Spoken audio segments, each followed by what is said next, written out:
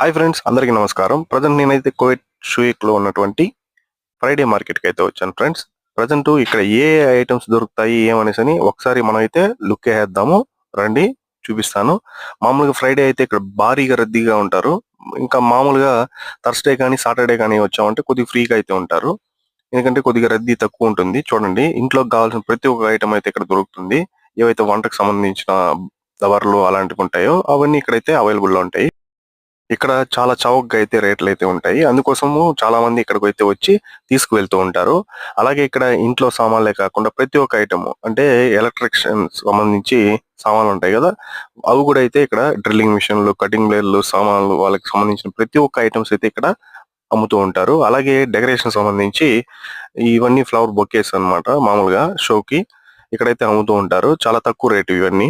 అలాగే రేట్లు ఎక్కువ ఉండేటివి ఐటెమ్స్ కూడా దీంట్లో అయితే ఉంటాయి. మనం ఇక్కడ బేరాలాడి అయితే తీసుకెళ్ళొచ్చు. అలాగే స్ప్రే పెయింట్లు, పెయింట్ డబ్బాయిలు, పెయింట్‌కి సంబంధించిన వస్తువులు ప్రతి ఒక్క ఐటెమ్ ఇక్కడ లేనిది అనేసని ఏమీ ఉండదు. ప్రతి ఒక్క ఐటెమ్ అయితే ఇక్కడైతే ఫ్రైడే మార్కెట్‌లో దొరుకుతుంది.